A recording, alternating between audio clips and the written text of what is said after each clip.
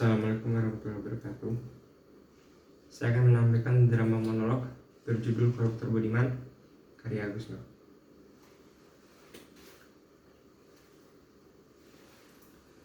Benar, ini luar biasa. Seorang koruptor kakap dengan senang hati menyerahkan diri, minta diadili.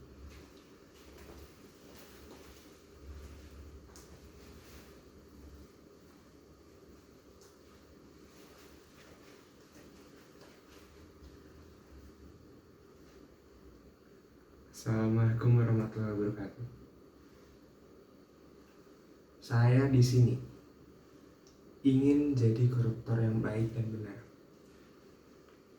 Ingin memberi contoh kepada rekan-rekan koruptor lain. Tak baik melarikan diri.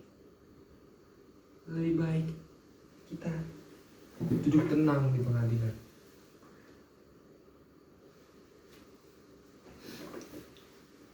Kalau ingin sembunyi, bukankah persembunyian paling aman bagi koruptor justru ada di pengadilan? Kita nggak bakalan diperlakukan macam maling ayam. Paling ditanyai sedikit-sedikit, basa-basi, minta bagian hasil korupsi. Entah ada ruginya kalau kita berbagi rezeki sama hakim, jaksa, polisi. Anggap saja zakat buat mereka. Toh, itu juga bukan uang kita. Makanya saya di sini minta diadili. Saya tak hendak membantah urusan para pengacara saya, karena untuk itulah mereka dibayar, membuat saya kelihatan tak bersalah. Saya hanya ingin meluruskan anggapan keliru yang menyatakan bahwa koruptor macam saya ini tak lebih benar bangsa tak berguna. Itu membuat saya sakit hati. Koruptor macam saya itu jelas aset bangsa. Kamilah yang menggerakkan roda perekonomian. Dengan korupsi, uang jadi terdistribusi. Terjadi pemerataan. Seperti pembangunan. Korupsi juga terjadi di segala bidang. Dan kami tak pernah menikmati buat sendiri. Kami ikut nyumbang pembangunan rumah ibadah, menyantuni anak yatim, membantu korban bencana, menyokong olahraga, iuran 17-an banyak. Karena sebagai koruptor yang baik, kami tahu cara mengakui. Dengan berbuat baik, kami menjadi dihormati. Duduk di depan bila ada hajatan dan diminta bicara di pengajian. Assalamualaikum warahmatullahi wabarakatuh. Bapak dan Ibu yang terhormat, semoga kita diberikan kesehatan oleh Allah Subhanahu wa taala. Amin. Di pengajian kali ini, nanti di akhir pengajian, mohon Bapak dan Ibu jangan pulang dulu, karena saya mau bagi-bagi uang. Makanya naif bila para mahasiswa terus menuntut koruptor di penjara. Nanti malah repot, mesti bikin banyak penjara. Kenapa? Karena 70% warga Republik ini pasti akan masuk penjara. Tidakkah itu hanya akan menghabiskan anggaran belanja negara? Percayalah, biaya memenjarakan koruptor itu jauh lebih tinggi ketimbang dana subsidi BBM yang dialokasikan buat mengatasi kemiskinan. Jadi, memenjarakan koruptor itu justru kontraproduktif bagi keuangan negara. Daripada uang dihambur-hamburkan buat membangun penjara, lebih baik uang itu kami korupsikan. Lalu kami bagi-bagikan secara adil dan merata. Itu namanya korupsi yang adil dan beradab. Sesuai Pancasila. Atau biar terdengar lebih trendy, itulah prinsip demokrasi dalam korupsi. Dalam demokrasi, mesti ada distribusi kekuasaan antara eksekutif, legislatif, dan yudikatif. Ya kan? Korupsi yang demokratis pun begitu. Eksekutif, legislatif, dan yudikatif semua dapat kesempatan dan keuntungan yang sama. Korupsi itu ibarat lokomotif demokrasi yang membawa gerbong-gerbong keuntungan dan semua orang berebut ingin naik menikmati. Karena itulah, memberantas korupsi sama saja menggulingkan gerbong-gerbong demokrasi. Itu sangat berbahaya. Bisa menimbulkan keonaran para demonstran bayaran. Sebagai koruptor yang baik, tentu saja saya tak ingin itu terjadi. Saya ini koruptor cinta damai, peace. Cuma tolong jangan terlalu pojokan kami. Kalau soal unjuk kekuatan, kami juga bisa menggalang aksi besar-besaran. Pikirkan, bila seluruh koruptor di negeri ini menggalang aksi mogok, 1 hari saja, dari kantor kelurahan sampai istana negara pasti mendadak sepi. Pelayanan publik terhenti, birokrasi macet, pabrik-pabrik tak berproduksi, semua departemen kosong. Jangankan ngurus surat, WC umum saja mungkin gak ada yang ngurusin.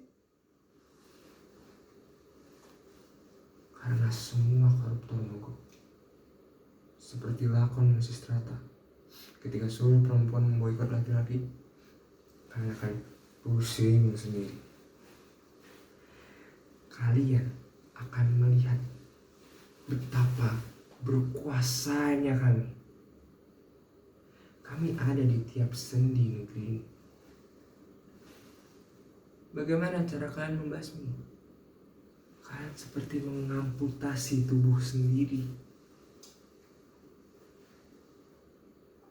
Karena itu, marilah kita hidup rukun dengan damai. Yang koruptor dan gak koruptor, apa sih bedanya? M.H. Ainun Najib bilang, kesalahan hanyalah kebenaran yang tertunda. Maka yang gak korupsi pun hanya soal kesempatan yang tertunda. Koruptor atau bukan, menyetir sejalan Khairul Anwar, semua akan dapat tempat, semua akan dapat giliran. Jadi marilah kita mulai belajar menerima kenyataan betapa korupsi memang sudah menjadi sesuatu yang menyenangkan di Republik ini. Anggap saja koruptor itu sebagai bagian dari perekonomian kita. Sudah numpuk utangnya, banyak pula koruptornya.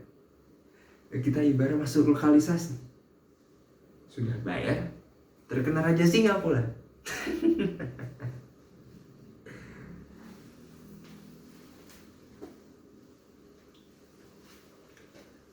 Ketika puluhan kamera menyorot pengakuannya, koruptor itu terlihat makin murah senyum.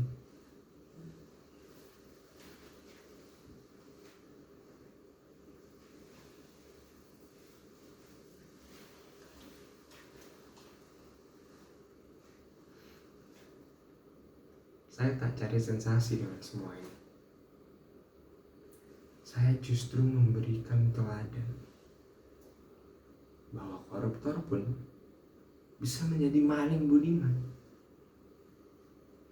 Karena itulah, wahai para koruptor yang beriman, marilah kita tingkatkan amal dan takwa kita dengan membantu negeri ini makin terbenam dalam keterpurukan. Negeri ini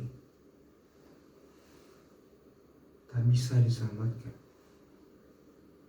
kecuali dengan mempercepat proses pembusukan. Dan koruptor macam kita mesti mendukung proses itu. Bila tidak, negeri ini akan terus nggak jelas seperti ini. Semua akan jadi serba seakan-akan.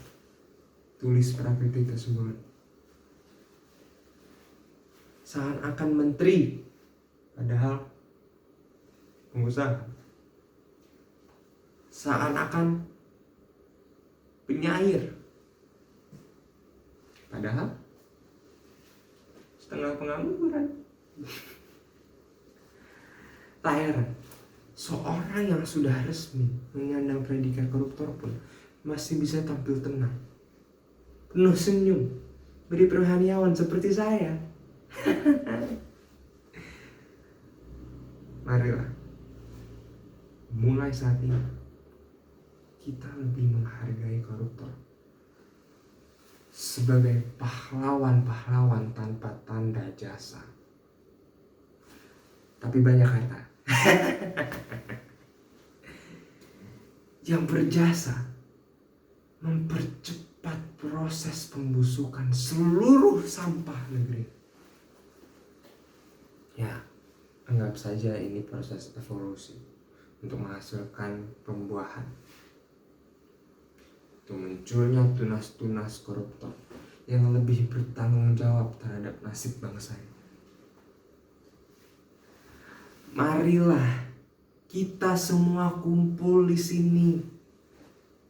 Korupsi tidak korupsi, asal kumpul. Semua serba enak di sini. Lihatlah saya di peradaban ini, masih tetap sehat. Cuma kelihatan tambah kurang waras saja. Ya, tapi bagaimanapun saya ingin berterima kasih kepada para aparat yang masih saja sungkan menangkap saya. Ketika saya datang, mereka malah sembunyi. Ada koruptor, ada koruptor.